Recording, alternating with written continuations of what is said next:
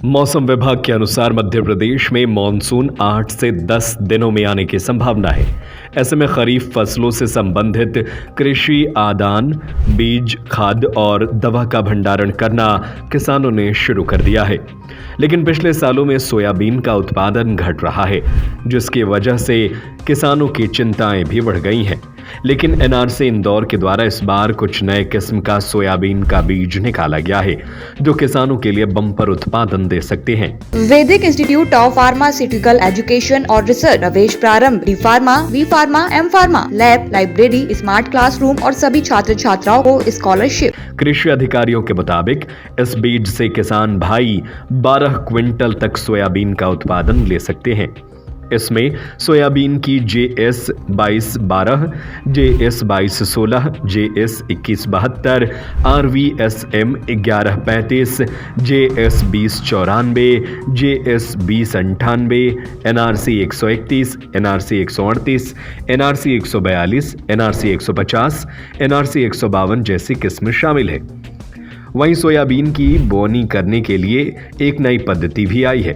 इसमें वर्षा की अनिश्चितता को देखते हुए सीड ड्रिल में भी V आकार की पंजी लगाकर खरीफ फसलें मेढ़ और नाली पद्धति से बोएं। रेज्ड बेड प्लांटर का उपयोग भी कर सकते हैं। खरीफ का जैविक बीजोपचार ठीक से करने के लिए ट्राइकोडर्मा विरिड 10 ग्राम प्रति किलो बीज व रासायनिक बीजोपचार थायरम 3 ग्राम प्रति किलो बीज या कार्बनडाजिम मैनकोजेब 2 ग्राम प्रति किलो बीज से करें। बीजोपचार का क्रम फफूंदनाशक, कीटनाशक व कल्चर का रखें। दीमक आती हो तो क्लोरपाइरिफॉस 5 मिलीलीटर पर प्रति किलोग्राम बीज की दर से करें। फफूंद कीटनाशक से उपचार के बाद दलहनी फसलों को राइजोबियम कल्चर, धान्य फसलों को एजेटोबैक्टर कल्चर 5 ग्राम प्रति किलो बीज से उपचारित करें। जैसा आप बता रहे हैं सोयाबीन का, हमारे प्रदेश में सबसे ज़्यादा सोयाबीन ही बोया जाता है और हमारे ज़िले में भी मुख्य फसल सोयाबीन है।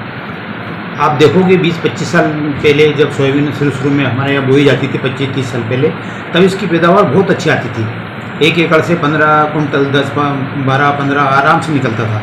तो लेकिन अब उतनी पैदावार नहीं आ रही है। तो इसका कारण क्या है कि एक ही फसल लगातार किसान बोता जा रहा है। एक ही फसल जब एक खेत में लगातार बोई जाती है तो उसमें कीड़े बीमारी बढ़ जाते हैं और पैदावार कम होती है। तो किसान भाई सबसे पहले तो ये ध्यान रखें कि जिस खेत में पिछली बार सोयाबीन बोई हो, इस बार उसमें कोई दूसरी फसल बोए। यानी कि एक नया तरीका है रेज बेड पद्धति से बोनी करना। रेज बेड यानी कि मिट्टी ऊपर उठाई जाती है मिट्टी से और बेड बनाई जाती है, उसके ऊपर फिर बोनी होती है। तो ये ज़मीन से 4-5 इंच ऊंची मेड़ बनाता है। ये सीढ़ी इसकी नहीं आती है, तो रेज बेड इसको बोलते हैं। रेज बेड यानी उठी हुई क्यारियों के ऊपर बोनी होती है। तो ऐसी वो मिट्टी से उठा देते हैं 4-5 इंच ऊंची और उसके ऊपर 2 लाइन की बोनी होती है। तो उसके बगल में फिर नालियाँ बन जाती हैं। तो जब कम पानी गिरता है तो नालियों से पानी में इकट्ठा रहता है, उससे नमी मिलती है। तो जब कभी ज़्यादा पानी गिरता है तब भी नालियों से बाहर पानी सोख लेती ज़मीन और ज़्यादा दिन तक काम आता है। तो इसकी और इस तरह से जब किसान बोनी करेंगे तो उससे भी पैदावार ज़्यादा आएगी। वैरायटियाँ का ध्यान रखें किसान भाई, वैरायटी जरूर बदल दें।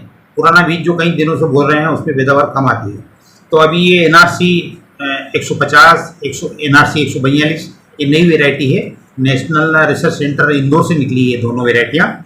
इसी तरह से ये 2098, JS 2098, JS 20-116 और 2011-35 ये मतलब सोयाबीन की नई वैरायटियाँ हैं। थोड़ी इनकी पैदावार ठीक है, जो अभी नई नई वैरायटी आ रही है इनमें बीमारियाँ भी कम लगती है।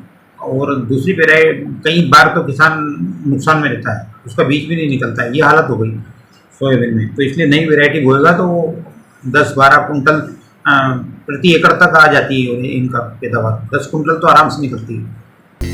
Vedic Institute of Pharmaceutical Education और रिसर्च प्रवेश प्रारंभ D pharma, B pharma, M pharma, lab, library, smart classroom और सभी छात्र छात्राओं को स्कॉलरशिप। हमारा पता है यूनिवर्सिटी रहली लिंक रोड, बाबूपुरा, सागर, मध्य प्रदेश। हमारा नंबर है 7617309253 8319189545।